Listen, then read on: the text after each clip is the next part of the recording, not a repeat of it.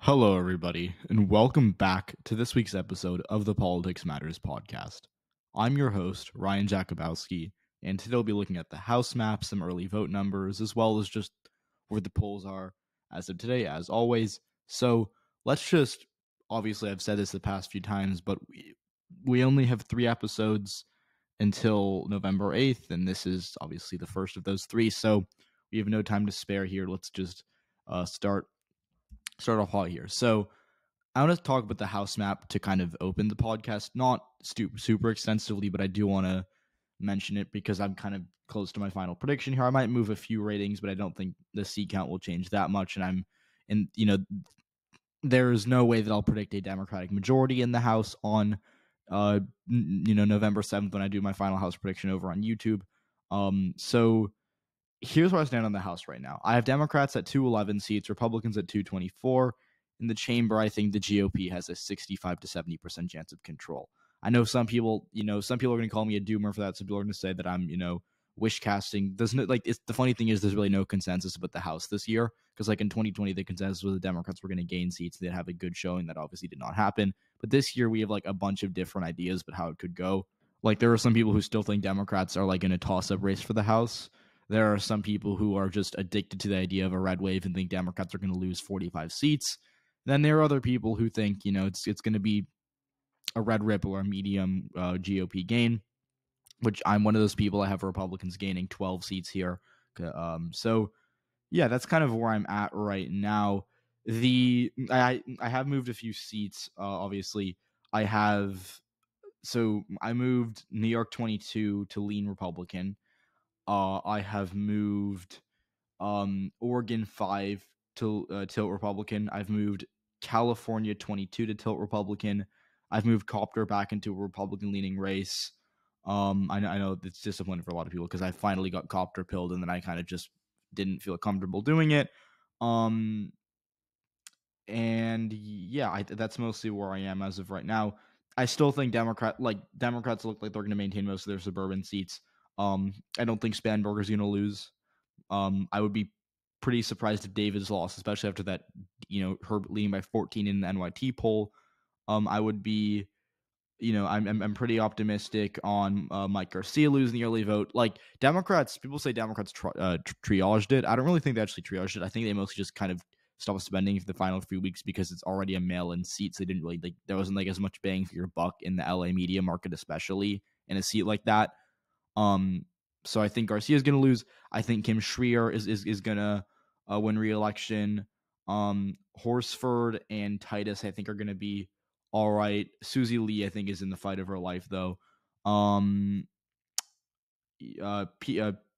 not Peter Maher. John Gibbs should go down to Hillary Schulten if the night is anywhere, at least half decent. Like if John Gibbs does win in Michigan, that would be like a massive red wave. I think Connor Lamseat's going to stay blue, although again, there's a lot of room for that to maneuver. Obviously, Josh Shapiro is going to carry the district. I think John Fetterman should carry it. Now, whether it's going to go blue, I lean yes, but it's still too early to tell. I still think Mark Molinaro is going to lose. He's in a Biden +5 seat without his home base, and he doesn't have the energy he had back in July, August. I think he goes down to Josh Riley. And then I think both New Hampshire seats stay. I think Alan Fung loses in Rhode Island, despite all the hype around him. And yeah, so that's kind of where I'm at right now. Now, the only, those 8 extra seats the Democrats need to get to 218, obviously, because they're at 210 right now. I think I might have said 211 at the beginning of the podcast, but I realized I had a misclick, so I'm at 210 Democratic seats. The next 8 seats for me, just looking at this map, eyeballing it, I don't have an exact list, but I think McLeod, Skinner, Salas, Vasquez, Copter, Sykes, Wiley Nickel, I think that's 6. We need 2 more. Maybe Malinowski, maybe Elaine Luria. Yeah, I think those are the next 2. And then after that, probably Tony Vargas beating Don Bacon and Yadiro Caraveo beating Barb Kirkmeyer in Colorado 8. Now, all those seats are pretty Republican leaning. Now, I know that Salas losing is a hot take at this point. Everyone seems to think Salas is going to win. The early vote numbers look really bad right now in California 22. I know early vote doesn't predict everything, but I was always a little bearish on moving Valadeo to lean D, and I just don't have a good feeling with that seat. Like, again, I love Rudy Salas. I'd love to see him win. I think he's a fantastic recruit, and I want to run again in 2024 if he does lose in what, 9-10 days from now. But I don't know. My gut's just not feeling it in the Central Valley right now. So yeah, those are the next 8 seats. Obviously, Salas would have to win for us to have any chance of holding the House, but I don't think he's going to. So yeah, that's really the House map right now. I don't think there's much to say. I've already expressed my thoughts on the House. Like, I think that there are some sleeper races, and I think there are some like overrated races. I think like an overrated race right now, or some overrated races right now, I think our Texas 34, Mayra Flores, I still think is going to go down. Everyone seems to think it's a toss-up to Tiltar race just because Vicente Gonzalez has been running a bad campaign. He has. Mayra Flores is a good incumbent, or a good semi-incumbent, I guess, but still a Biden plus 16 seat. Better Work's not going to lose by like 20 points statewide, and it's blue or down ballot, so I think she loses by mid-single digits, in all honesty. Don't think that that's going to be super close, although, it like I could see her winning, but I still don't buy into the hype. I think the flip side of that is Michigan 10, all the hype for Carl Marlinga beating out John James, because everyone says, oh well, John James lost the seat in 2020 when he ran against Gary Peters, so he's going to lose the seat. Like, I don't buy into that. He has a massive cash advantage. He's been outspending Marlinga, and Marlinga's down in I think the 2 nonpartisan polls by a fair bit. And yes, Whitmer's going to carry the district, and yes, the seat is likely to vote very much in favor of that abortion referendum, which will drag down James a bit. But there's still some split ticketing in that area. We saw it in 2020. We saw it especially in 2016 and 2012. I think James wins by 5 or 6. And then my final like super overrated seat in terms of competitiveness right now is Rhode Island 2. Alan Fung is a good candidate who's running a good campaign. He's almost a Tim Ryan, dare I say. But like Tim Ryan, he's running in the wrong area. He's running in a Biden plus 14 district against a statewide official who has the united backing of his party, who's not controversial enough to blow a race like this. And I'm also quite on the train of left-running seats aren't going to just magically swing against Democrats. Now, I know it's New England. I know New England's pretty weird. I know there's a lot of split ticketing going on there. That being said, the polls Fung has led in are all like very shaky. He leads like 45 to 41, right? And the thing is, basically all those undecideds are going to break for Magaziner. And so that's why I'm still pretty confident Magaziner wins. Now, if Fung does win, I will obviously be like pretty... I'll have egg on my face, because like a lot of people have called me like a Fung doubter or whatever, because everyone seems to think Fung's gonna win. I still don't really see it. Like, I get the hype. I get he's a cool looking dude. I think he's one of the guys of the other party that I would love to go out and hang out with. Grab a beer with, whatever. Even I'm not 21, so that would be illegal. But he's one of those guys. I think, and that's why a lot of people like him. But he's in a Biden plus 14 seat. He's not. He's not district wide. He's the mayor of a city in the seat, and that's going to help him in Cranston, but he's not going to perform by enough that seat. So regardless, Republicans are going to majority. Like, if Democrats maintain the House majority, Kevin McCarthy will like have no future leading this caucus. He's already in a tough spot, because I think a 225 seat majority is still pretty hard to rein in from the Republican perspective. And additionally, they're already like, back in May, Republicans wanted a 40 seat sweep. Right now, I have them at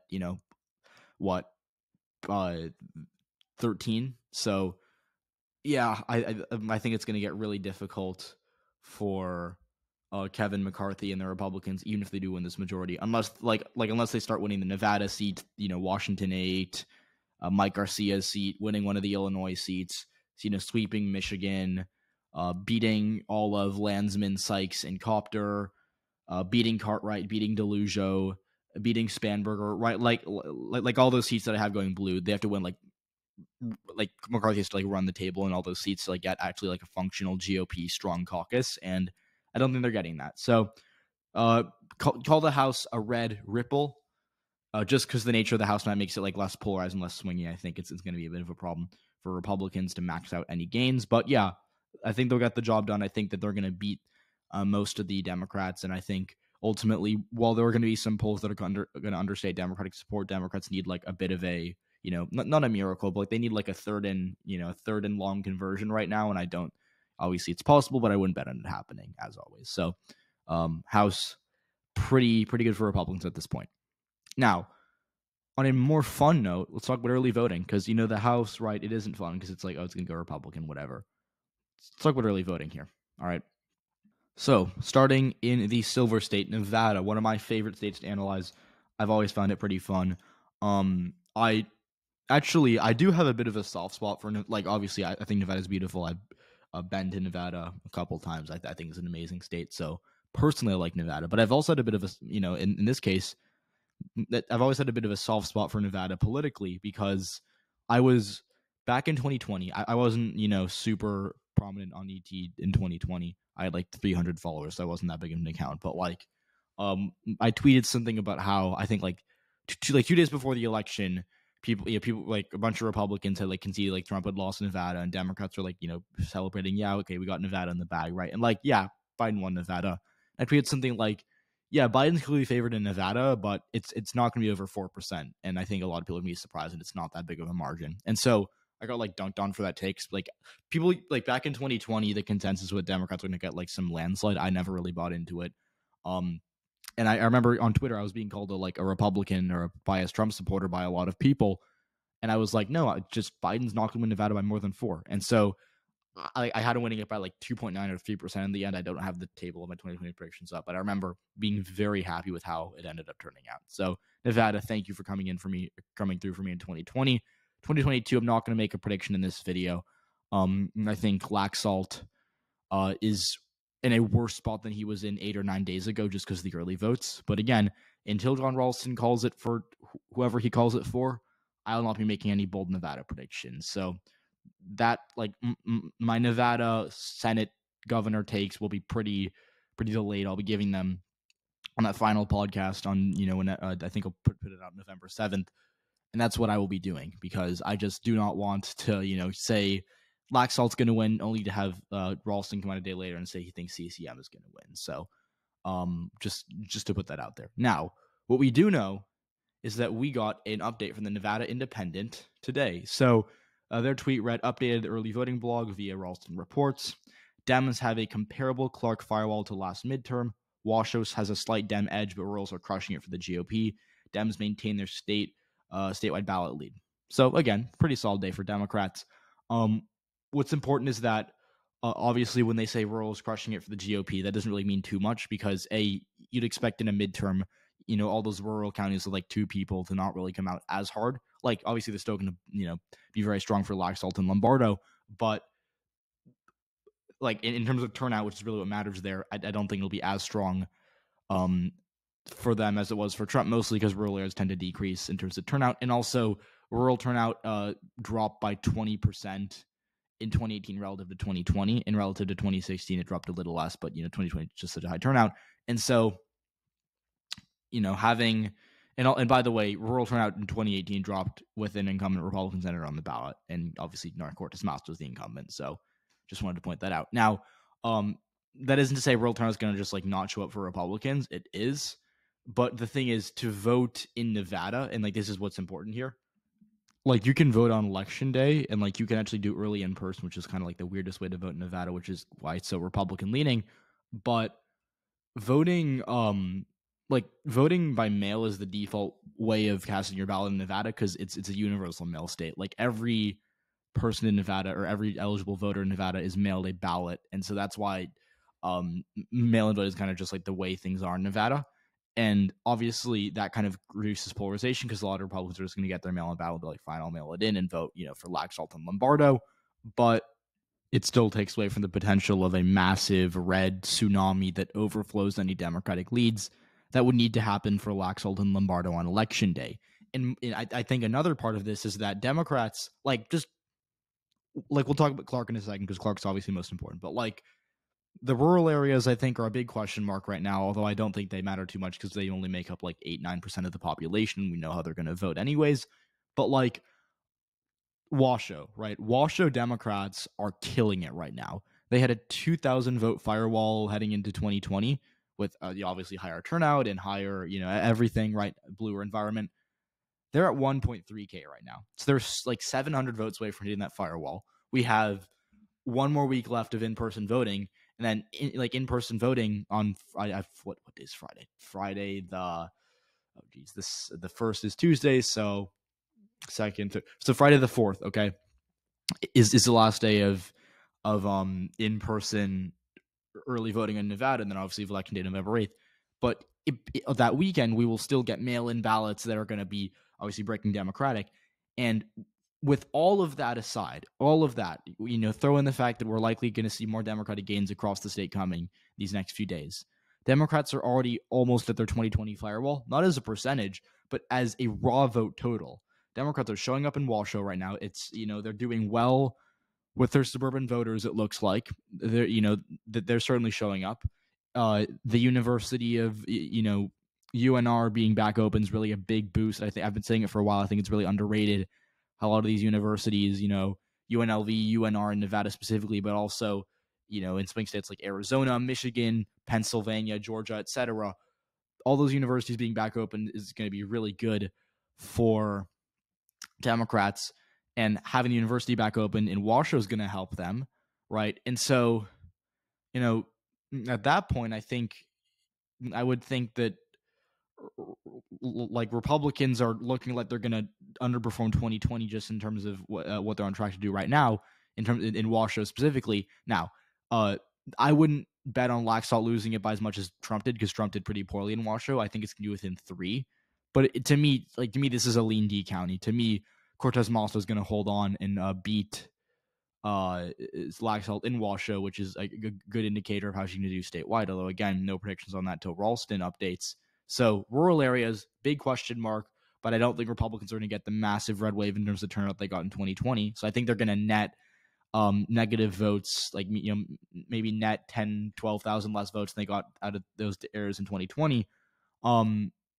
And then I think they're gonna. I mean, maybe not 10 to, maybe like 8 to 10,000, maybe not 10 to 12. I'll say that because they netted 60,000 votes out of the cow counties in 2020. Maybe they net 52 or 53,000 this time. Okay, Washoe was Biden won it by 5. He netted, I want to say, a couple thousand votes out of Washoe, and he did that with a 2K firewall heading into election day. Democrats are going to net less votes out of Washoe just because there's going to be lower turnout, but I would still assume that Cortez Masto is going to be able to, with that firewall looking good early on, going to hold on to those gains and win Washoe. So that's, pretty good for her. Now, Clark is where it matters, because that's, that's almost 80% of the state's population. It's where Vegas and the suburbs are. Clark's what matters here, okay? And so let's talk about Clark right now. Democrats are losing the early in-person vote by 14%. So that is higher than they led in 2020. So I guess you can see that's good news for Laxalt and Lombardo. The caveat to that is that it makes up a lower share of the electorate than it did in 2020. Because in Clark County in 2020, what we saw was that in terms of mail to EV, or mail to early vote, or early in person rather, which is what really matters and what's good for Republicans here, 47% was mail-in, 42% was early vote. Right now, it's 62% mail-in and 38% early vote. Now, again, in 2020, we saw 11% of voters vote on election day. We could see, I think, a similar amount this year vote, but again, I don't think it'll be that big of an increase because everyone gets mailed a ballot anyways. And so if you assume 10 to 12% of people vote on election day like what happened in 2020, maybe give it 15%, it's still bad for Republicans because they're down 24 points, or because their category of voting is down 24 points compared to being down 5 points in 2020, and they still lost Clark County and they still lost Nevada in 2020, and so that's not good for them. Additionally, I think the most important thing for Democrats right now in Nevada is that there are still like a good amount of mail-ins not in. Like, I know a bunch of people in Nevada who didn't get their mail-in ballots till a lot later than they were expecting, and they're counting delays, and I know Nevada's notoriously slow as slow at counting votes as we saw in 2020, but like Democrats have like, there are like a lot of mail-in votes that haven't been counted, which are going to break Democratic, whereas early in-person votes are just, every day we get the update. And so GOP numbers are much more on track, whereas Democratic votes take a bit longer to count. And so Democrats lead mail-in votes by about 24.4%, which is a little lower than what happened in 2020, because they led 2020 by about 27%. So, they're down 2.5 points relative to 2020, but it doesn't really matter, at least at the moment where it's at, because they're outpacing that in terms, because they're winning their thing by a little less than they're winning it by in 2020, but the thing makes up like a much larger portion of the electorate, like 20 points higher. So they're still netting votes over Republicans. And most importantly, I think Democrats in Clark County are outpacing their registration. They have a 9.6% registration edge. They're at 10% of the vote at the moment. So again, that's only 0.4%, but everything matters in state like Nevada, which is always so close. And so I think like all of this is very early to tell. And I think, John Ralston is the guy to follow on Twitter, or, if you want Nevada updates, that's him. But like, this all seems like it's on track for a narrow Cortez Masto victory. I don't know if it's going to stay select. I'd still probably bet on Lombardo right now, but that Senate race, Cortez Masto's in a better spot than I thought she was in a week ago. To me, I was like, a week ago, I would have, taken Laxalt decently easily, or not easily, but like I would have said, yeah, close race, but I think he's favored. Now I'm just not going to make any predictions, because it's like Cortez Masto and the Democrats are doing really well in terms of early voting as a, percentage, and they're building their firewalls. But same time, I wouldn't necessarily count Laxalt out. And again, people who are counting Laxalt out just because of a few good days of early voting for Democrats, I think, are also overreacting. So let's keep that in mind. Now, I want to read you one statistic, and I think if you're a Democrat, you're going to like this here. But I'm going to read one statistic that I think is really, really concerning if you're a Republican, and I think really good if you're a Democrat. So I'm pulling it up right now, but essentially Ralston did the calculations, and obviously the thing with like Nevada early voting and whatnot is that it's a lot more even than it is not, because like Pennsylvania, for example, which we'll talk about next. Pennsylvania is a state where the early votes break heavily Democratic, and the election day votes break heavily Republican, right? Like we know how that works. In Nevada, obviously, because Republicans tend to like just drop off their ballots, because Democrats like to mail in their ballots, it's a lot more split. And so let's just talk about what it looks like, okay? If both parties were to hold 90% of their bases and tie among independents, so basically a very even result all across the board, Democrats would have a 4-point lead statewide. So they'd be outpacing Biden if everything is tied right now. If the Republicans hold 5% more of their base than the Democrats and independents remain tied, Democrats have a 2-point lead statewide. If Republicans win independents by 5 and the bases hold, Democrats still have a 1.8% lead statewide. If Republicans hold 5% more of their base and win independents by 5, then they take the lead, but only by about a point. And if Republicans win independents by 10 and the bases hold, they're still down by 1.5, right? So Republicans can win independents by 10 points, but as long as neither, as long as the Democratic base doesn't collapse any more than the Republican one does, Democrats still win. So the only way to get like a decisive GOP result right now, or an R+2 result or more, would be if Republicans have a 5% base advantage and win independents by 10. So they need the best of both worlds, and that would get them to a 2.2% lead statewide. But again, it's only 48.6 to 46.4. So there's still some third-party candidates. There's still some, other factors there, and so going to be close. But this is like a really encouraging stat line for Democrats. And again, John Ralston's the Nevada guy, so he's probably right about this too. So that's what I'm going to say specifically about the early voting in Nevada. I don't want to get into it anymore because I think there's a lot of technicalities. Nevada is always complicated, but I think especially with the whole in-person Republican dynamic versus mail-in Democratic dynamic, which does not exist in other states, it's also hard. My only concrete take on Nevada is please not listen to JMC. It's kind of funny. He tweeted on Saturday morning. He tweeted something along the lines of like the truth about Nevada early voting, and I just read it, and it was kind of funny because he was referring to himself in the third person, which is obviously like to me always very funny. But if you take a look at what he said about Nevada,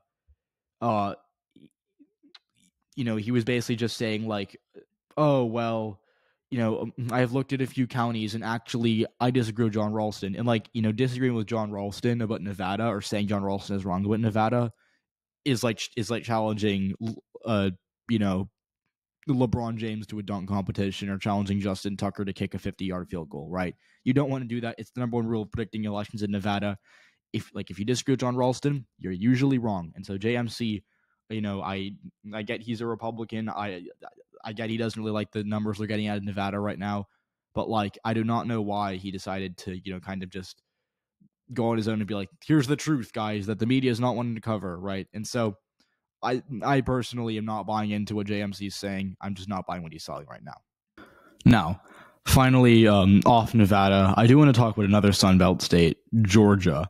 So Georgia, the early vote in Georgia, like, all the takes about the early vote in Georgia have been, like, really, I think, off step, I want to say, because, like, so first, when on day one, when the black vote was at like 38%, the white vote wasn't even at 50%.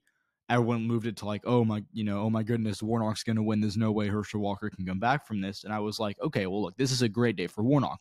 By all means, Democrats should be happy with this, celebrating even. But, having that, like, preserving that even over the next 2-3 days was basically impossible. It was, like, impossible to keep up.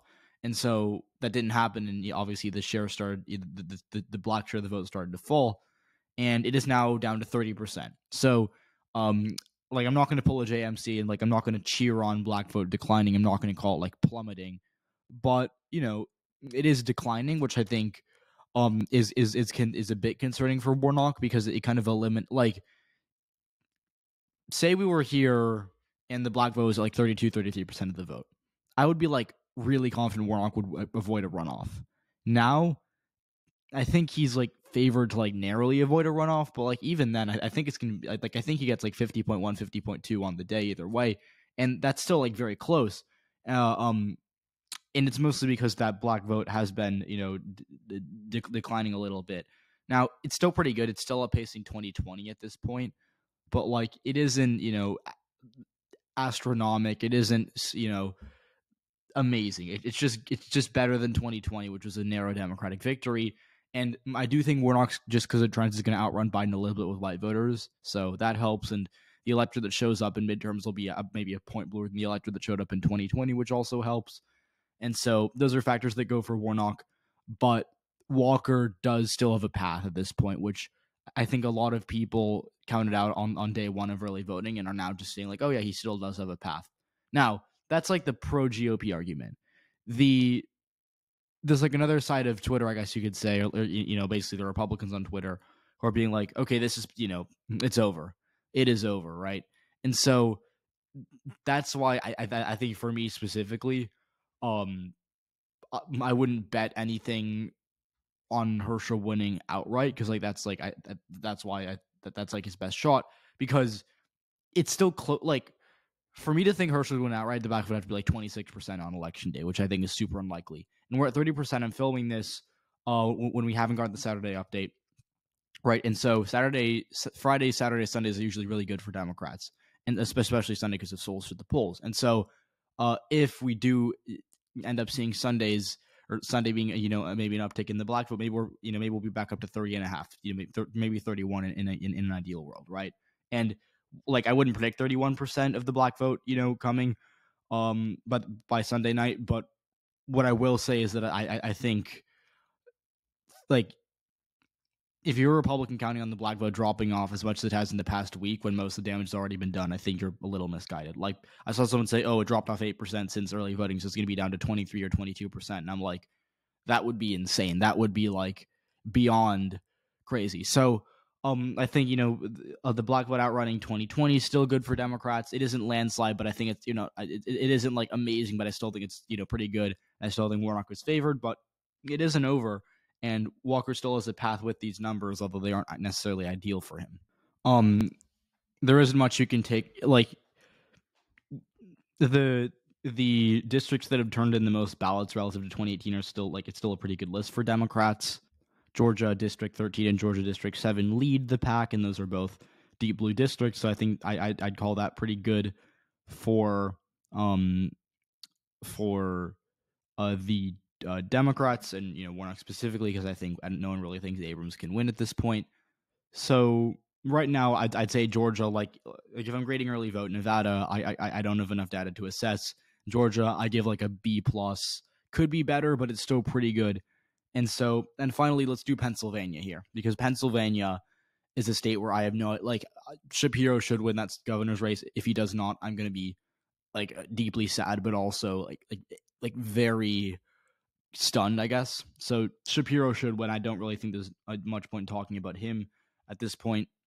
But in that Senate race, I think Oz can win. I think Fetterman can win. It's going to be close. It's going to be really close.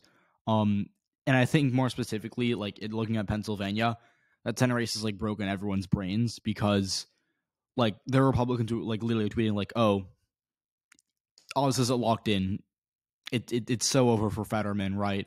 And like they're banking on like everyone watching that debate, when apparently like not even 100K in Pennsylvania watched it, which again, still a fair bit, but not, I think, enough to like swing the race, like make me, if I'm a Republican, even more confident. And then there are Democrats who like are still like the Fetterman +6 train. Like there aren't many of them anymore, but there are still people who like think Fetterman's going to win by 6. I think the cap for anyone at this point is like a 3-point victory. Fetterman has like a higher ceiling than Oz, just because like the coalitions and the way Pennsylvania elections work. Democrats have higher ceiling. Casey, Wolf, Shapiro statewide will do better than Toomey and Trump. But that being said, I think I'd be pretty surprised if it's more than 2 or more than 3. So in terms of really voting, it's looking really good for Fetterman right now. I'm not like a huge Fetterman believer. I've never really been a huge Fetterman believer, but like this is kind of reassuring me that he's still in a good spot. So right now, Democrats are beating Republicans pretty badly in return rate. They're at 59%, Republicans just over 55%. And again, that's impressive because it's a lead, but also what it shows is that Democrats are, 560K Democrats request a ballot, 150K Republicans request a ballot. So like a lot more Democrats requested ballots, and they're still beating Republicans in terms of the return rate. So that's really good. Democrats also, I did some calculations. Democrats right now, just based on the early vote data we have a 406,000 vote lead. So, nothing to sneeze at, but still not where it needs to be. I think by election day, I'd be pretty comfortable calling Fetterman a favorite if it's between 630K and 680K. If it gets better than 700K, I'll be very confident in him. Because again, Democrats walked into election day 2020 with about a million vote lead in terms of early voting, and Biden won by 80K. So the GOP netted 920K votes on election day. Obviously, turnout, going to decrease. They're going to net less votes. Obvious, we know that. Also, Trump has had like a much stronger ground game in Pennsylvania than Mastriano certainly does, and Oz isn't the best fit for rural areas. So I think there will be like some level of like propensity drop with rural voters in the state, which helps Fetterman. And then most importantly, there will be a bit of a depolarization, because I think more Democrats are going to vote in person than they did in 2020 because of COVID. Because I think there are a lot of Democrats who did not feel comfortable voting in person in 2020, but now do feel comfortable, obviously. And so that, all those factors make me think Democrats need maybe a 650K vote lead to for me to feel decent about it. Like right now, the lead isn't big enough. A 406K lead heading into election day does not make me feel very confident. But 600K is good. 650K is pretty good. And then once you hit 700K lead, which is what we're tracking for right now, I will think Fetterman is a clear 2-point favorite to win that race. So those are just my guesses. Again, there are I'm not from Pennsylvania. I'm not a massive Pennsylvania politics guy, but again, I just did some quick math there and made some guesses. It's still a 50K vote range. My spreadsheet has 630K to 680K as the threshold for a narrow deep plus 0.1 victory, because again, we don't know what model turnout's going to look like. Again, I know Echelon Insights has their projected turnout, but I don't like Echelon Insights because I think their projected turnout models are really bad, generally speaking. So yeah, that is where I stand on Pennsylvania early vote. It is looking good for Democrats. We have a good lead right now. Fetterman, obviously that debate did not help. It was, not a good performance at all. But luckily, no one really watched it. And I think, not to cope here, because I think it is a bit of a cope, but the average ET member because I watched 10 minutes of that debate and then I had to go, right? The average ET person who watched that debate is way more terminally online than the average swing voter in Pennsylvania. So I am still going to be quite indecisive on Pennsylvania because unlike Nevada, we don't have a Ralston, and I will not move it out of it will be fundamentally a toss-up race by on November 8th. There's nothing that really can change my mind. It'll be either Tilty or Tiltar, which are both functionally toss-up ratings. Now obviously I'll pick a winner, but I still don't plan on being super confident in either whether I pick Oz or Fetterman. Right now, if you made me guess, I would say Oz wins by 25,000-30,000 votes. But I'm only saying that because he has the momentum, and I think momentum matters more. Now, there's still a very real case for Fetterman to be clearly favored. He's led every single nonpartisan poll, right? Oz's leads are from Wick, Insider Advantage, and I think Coefficient, which are all Republican polls, and Coefficient didn't have a 2020 Pennsylvania poll, but they think that Coefficient thinks that Lee Zeldin is winning, so that shows you how serious they are. And then Trafalgar and Insider Advantage both had, or not Trafalgar, Wick and Insider Advantage both had Trump winning Pennsylvania by I think 2-3 points in 2020. And so when you play the polling miss game, it with those internal polls, those Republican polls, it generally doesn't go super well for the Republicans. Again, I have an aggregate where I track all this. I adjust for I adjust for half of 2020 miss. So say Biden won a state by 2 in the poll, I'm winning it by 4. I subtract a point from whatever Democratic margin they gave. I don't subtract 2 because I don't apply full miss, but I do subtract half of that. And then I also chuck out Center Street. I chuck out Echelon because I disqualified them a long time ago after they came out with the Fetterman plus 21 poll. The average is D plus 3.3. Fetterman, in the 2 most recent polls, which are from Coefficient and Wick, do have Fetterman leads. But Rasmussen has Fetterman ahead. YouGov has him ahead. Even Fabrizio has him ahead. Suffolk has him ahead. Emerson has him ahead. Fox has him ahead. Franklin Marshall has him ahead. Maris has him ahead. Muhlenberg has him ahead.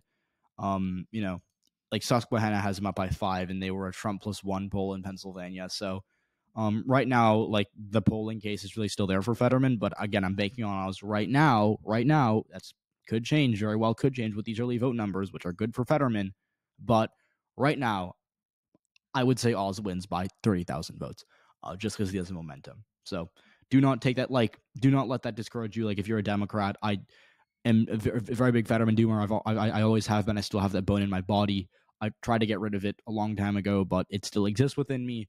I still have the Connor Lamb voices in my head, so maybe I'm just letting my emotions impact this prediction. But what I will say is that I think Oz has clear momentum, and I think he's in a much better spot than he was even 3 weeks ago. So Fetterman, Oz, very close Senate race. I think it could be the closest Senate race. Either that or Nevada is going to be the closest Senate race. So again, bottom line, Pennsylvania should just be, we have a 406,000 vote lead right now.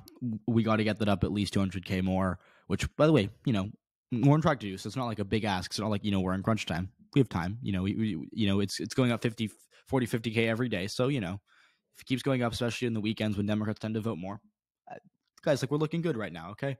I genuinely want any, worried, because I've gotten a lot of DMs from people, which I obviously appreciate because I'm fine to answer questions in DMs. I've gotten a lot of people in DMs worried about all the Fetterman, is Fetterman done? And I'm just guys, we're in a toss-up race. We have to work hard for this, but we're doing well in our early votes. My gut still thinks Oz is going to win. So I don't want to throw that out the window, but right now we're still very much in it. And I think these early votes are more encouraging than not. So obviously Pennsylvania, that's where I stand. I know I gave a lot of it's very convoluted because I'm we're doing well, but I still think Oz is going to win as of right now. But I don't really think that. I'm still indecisive, right? I am very unsure about who wins this race, but all I'm going to say is that Democrats should not be panicking about this race. Democrats should not be panicking about Pennsylvania being a toss-up, because Pennsylvania was a toss-up in 2020, or at least it was fine. It was lean D in 2020 per my projection, but it was really close in 2020. It's always been a toss-up, and so that's my take on Pennsylvania. So that is all the discussion for today's episode. I hope you enjoyed listening. Obviously, thank you so much for listening. Please do go follow me on Twitter at Ryan Jakubowski. Again, that's just, my name, Ryan Jakubowski. No underscores, no numbers, no anything. Go read my Substack at uepyt.substack.com. Go check out my YouTube channel. It's Unbiased Election Predictions. And thank you so much for listening as always, and have a great rest of your week. I'm gonna see you on Thursday. It'll be our second to last episode prior to the midterm, so it's pretty crazy to think about. But yeah. By the way, I almost forgot. I don't have any. So I can't believe I'm putting this in at the end, but someone asked me if I was gonna do like a Brazilian election prediction. I don't know enough. Like there are a lot of people who will do like 10 minutes of research to be like, okay, I'm an expert, I can give you a prediction. The only countries I can actually make political predictions for are America, Canada, and Britain. Brazil, I have very little knowledge of, other than polls, which are still pretty hard to read, because Brazilian polling misses and whatnot. I'm not familiar with them. What I will say is, I think like the vibe I'm getting is that Lula should win.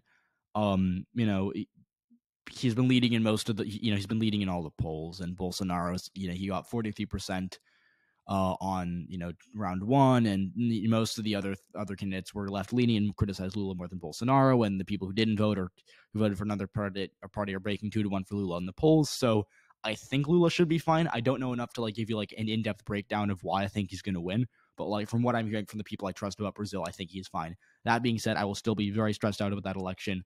Please, dear God, Lula win.